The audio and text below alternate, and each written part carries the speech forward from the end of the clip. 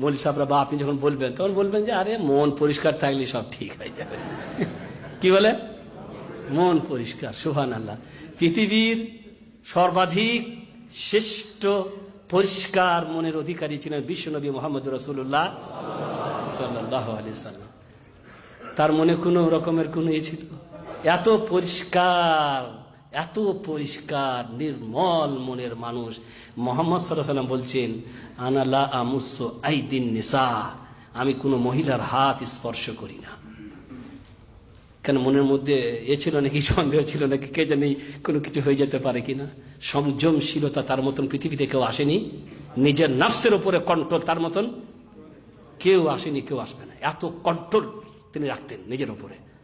তারপরে তিনি কি বলছেন যে আমি কোনো মহিলার হাত স্পর্শ করি না, আমি কোনো মহিলার সাথে মুসাফা।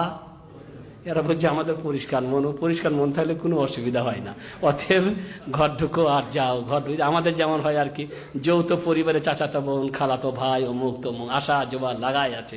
আমাদের অবারিত দ্বার গো, কুত্তাও ঢুকে মানুষও ঢুকে, বুঝতে পারলে? যে কেউ ঢুকবে, সারা দিয়েও ঢুকবে না কিন্তু, বুঝতে পারলেন?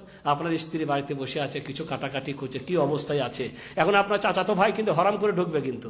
আর যদি বলেন তা বলবে এরা আবার বেশি বাড়াবাড়ি শুরু করে দিয়েছে, মোতাওয়া হয়ে গেছে নাকি সব, বুঝতে পারলেন?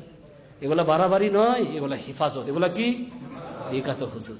আল্লাহ রাসূল সাল্লাল্লাহু আলাইহি সাল্লাম আমাদেরকে সতর্ক করে বলে, ইয়াকুম ওয়াদ-দুখুল আলান নিসা, ইয়াকুম ওয়াদ-দুখুল আলান নিসা, হঠাৎ করে মহিলাদের কাছে তোমরা প্রবেশ করবে না, খবরদার, খবরদার, সাবধান। হঠাৎ করে কোন মহিলার কাছে চলে যাবে না। তখন সাহাবীরা জিজ্ঞাসা, আনসার সাহাবীরা জিজ্ঞাসা, ইয়া রাসূলুল্লাহ আর আইতা আল হাম, কি ব্যাপার, আপনার মতামত কি? হাম, হাম, আল হাম, হাম মানে কি?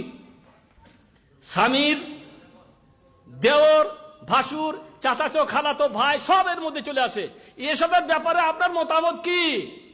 তখন আল্লাহ রাসূল আল হাম ওয়াল মাউত, আরে এরা মওত, মানে মওত সমতুল্য বিপজ্জনক। এদের বিপদটা আরো বেশি। অতএব আপনার ছোট ভাই আমার স্ত্রীর দেওর নয়, দেওর মানে দ্বিতীয় বর নয়, আমার স্ত্রীর ছোট ভাই। আমার স্ত্রীর ওকে ছোট ভাই, আমার স্ত্রীরও ছোট ভাই। আর আমার ছোট ভাইয়ের আমার স্ত্রী কি বলে? ভাবি। ভাবি স্ত্রী নাকি? জি না, ভাবের নয়। এরা বলে ভাবি মানে ভাবের। চলবে মজাক ঠাট্টা। এরে বাবা, এদের যে কি মজাক ঠাট্টা হয়। আর দুনিয়াতে কত দেওর যে কত ভাবিকে নিয়ে পালিয়েছে, সেই ঘটনার অভাব আছে গো। হ্যাঁ, কত কত দেওর কত ভাবিকে নিয়ে যে চলে গেছে আল্লাহ ভালো জানেন আর কি। এ বিচারা বিদেশে আসছে, তারপরে খবর পেলো যে আমার স্ত্রী পালিয়ে গেছে আমার ছোট ভাইয়ের সাথে। ভালো হয়েছে, অবারিত দাওর যখন তুমি রেখেছিলে, আল্লাহ নবী কি বললে? আল হাম ওয়াল মাউত। আরে যারা পরের, তারা তো চট করে আসবে না, ওদের তো একটা বাঁধ আছে। বাঁধ কার নেই? আমার ভাইয়ের বাঁধ নেই। এরা বেশি বিপজ্জনক, কারণ এদের দ্বার খোলা, এরা ভাইয়ের ওসিলায় আসবে। আমি আমার ভাই, আমার ভাইয়ের বিবি, আমি তার দেওর, এটা আরো বিপজ্জনক। কে বলছেন? রাসূল করিম সাল্লাল্লাহু আলাইহি সাল্লাম। কেন? আমাদের হেফাজতের জন্য। বিপদ হতে পারে, বিপদ। এখন আমরা এগুলো মানছি না বলেই তো বিপদ হচ্ছে, তাই না? মানছি না বলেই তো বিপদ হচ্ছে। যে বিচারা একাধ মানুষের মাথা ঠুকে মরছে, বলে কেন? বলে 8 বছরে সব টাকা বিবির নামে করেছিলাম, 8 বছর জীবনের সমস্ত টাকা বিবির নামে ছিল, এখন আমার বিবি পালিয়ে গেছে, বিচারা এখন মাথা ঠুকে মরছে। বলে ও গেলে গেলে অসুবিধা নাই, টাকাগুলো সব গেছে তো। আরে কত বড় বেকুব, সব বলে বিবির নামে করেছিল, ভালোবাসা দেখাইতে গিয়ে, মানে আমি খুব ভালোবাসি তোমাকে। কিন্তু এটা জানে না যে নাকিসাতুল আকলি। এরা আজকে একটি পেলে এক মন, আর একটা পেলে আর এক মন, ওদের মন চোট করে ফিরে যায়।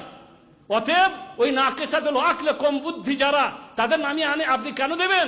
তাদের খরচা দেবেন, তাদের প্রয়োজন পূরণ করবেন, কিন্তু তাদের হাতে সব ছেড়ে দিবেন না। তা না হলে অঘটন ঘটবে, অ্যাক্সিডেন্ট হবে। লাল সবুজ বাতি দিয়েছে আল্লাহ রাব্বুল আলামিন, মেনে না চললে অ্যাক্সিডেন্ট।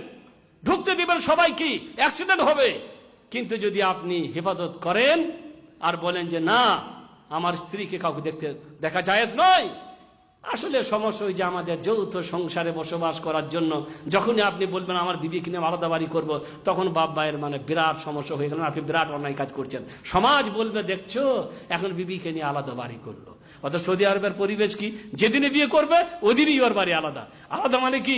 আলাদামানি করে বাপকে ছেড়ে দিয়েছে ও, ওর পরিবারকে ছেড়ে দিয়েছে ও না। মাশাআল্লাহ, সুন্দর সম্পর্ক, বাবার সাথে সুন্দর সম্পর্ক, সকাল সন্ধ্যায় বাবা মায়ের খবর লাগছে, খবর নিচ্ছেন, কি দরকার কি প্রয়োজন, কোনো অসুবিধা নেই। কিন্তু আমাদের এটা হয় না বলি আমরা সমস্যায় ভুগতে আছি। তো ভাইরা, আমার কথা হচ্ছে আমাদের চোখকে সংযত এবং আমাদের হেফাজত করার জন্য আল্লাহ রাব্বুল আলামিন এগুলো ব্যবস্থা দিয়েছেন। যদি আমরা এগুলো ব্যবস্থা গ্রহণ করি তাহলে আমরা হেফাজতে থাকতে পারবো। রাসূল করিম সাল্লাল্লাহু আলাইহি সাল্লাম এই চোখকে সংযুক্ত এবং চোখকে হেফাজতের করতে পারি, তাই আল্লাহ রাসূল বললেন, ইয়াকুম ওয়াল জুলুসু আলা তুরুকাত ক্বালু মা লানা মিন মাজালিসিনা বুদ্দুন ইয়া রাসূলুল্লাহ ক্বালা ফাইন আবাইতুম ইল্লা আল মাজলিসা ফাআতুত তারিক। এটাই আমার শেষ হাদিস, ফাআতুত তারিকা হাক্কাহু। ক্বালা ওয়া মা হাক্কুত তারিক? ক্বালা গাদ্দুল বাসার ওয়া রাদ্দুস সালাম ওয়া কাফুল আদা ওয়াল আমরু বিল মারুফ ওয়ান নাহয়ু আনিল মুনকার। আল্লাহ রাসূল বলছেন, রাস্তার ধারে বসবে না, খবরদার তোমরা রাস্তার ধারে।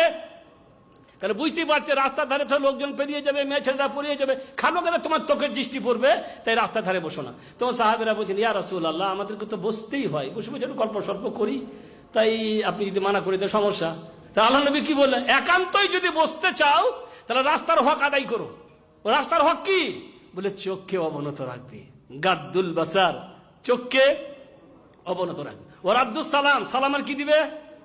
জবাব দেবে।